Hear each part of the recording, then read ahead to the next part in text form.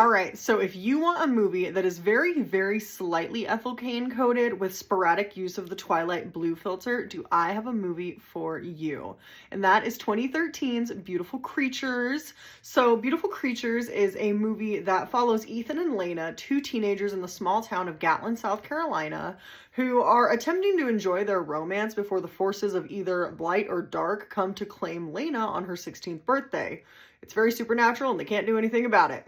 Now, this is a movie that I, for some reason, thought was a vampire movie. It's not. I just thought that. I don't know why. It's actually more about witchcraft, although they really don't call it that. And it's actually based off of a book series.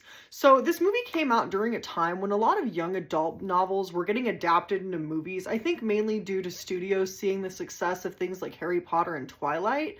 But they really wanted to keep that train kind of going. But unfortunately for Beautiful Creatures, that really didn't happen. This movie flopped so incredibly hard at the box office that any thought of adapting the rest of the series was quickly abandoned. And I actually never even read the books. I believe I found out about this movie through a video online talking about movies that were Southern Gothic and or ethyl cane coated, which is kind of funny because the movie actually does kind of touch on that vibe a little bit, but it doesn't really get there. So the visuals of this movie are interesting. I do really appreciate the look of the small town and all the trees, and I love the outside of the house that Lena lives in. But as we start to go through the movie, I feel we really do kind of lose a lot of that Southern aesthetic. For one thing, this movie uses a lot of CGI, and I get it, it's a magical movie, you kind of have to do it. But in my opinion, it just doesn't really look great. And the inside of the house that Lena lives in, this is so nitpicky, but it drove me insane the entire movie. It absolutely does not match the outside.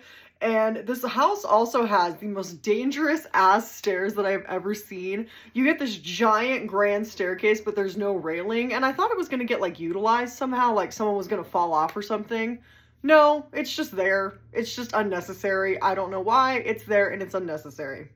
And like I said before, we really occasionally get these like nighttime sequences or these dream sequences that we see like a blue filter, very much like Twilight, but I feel like it doesn't really fit in with the vibe of the rest of the movie. It's just kind of there, which actually sucks because those I think are actually a little bit more interesting to look at than the other parts of the movie.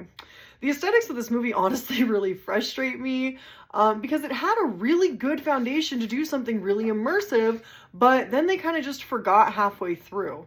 And this movie also left me wondering, why are all the parents dead? There are at least 3 different characters that say that their parents are dead, and we are reaching Disney princess numbers with how many dead parents are in this movie. And an actual nice note that I'd like to make about this movie, though, is I actually like our protagonists.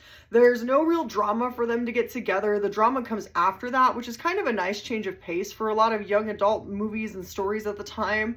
And also, our main male character isn't this like big brooding guy. I think that was kind of something that happened in a lot of movies back then. And he's like a little positive ball of sunshine. And these are 2 people who actually seem to like each other.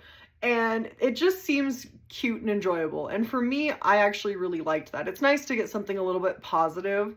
Overall, I really saw this movie as something with a lot of potential that just ended up not being realized. And it's really not the movie or the book's fault. I think it was just a victim of its time. So many movies were coming out at this time based off of these books that studios, I don't think, really gave them all the proper resources to really tell their stories justice. They were kind of just picking up all these book series and throwing them at walls, kind of hoping to make them stick. And they wanted to make them the next big thing, and that just didn't happen for everybody. So I want to give the movie a 5 out of 10. It was cute, but it wasn't exactly memorable.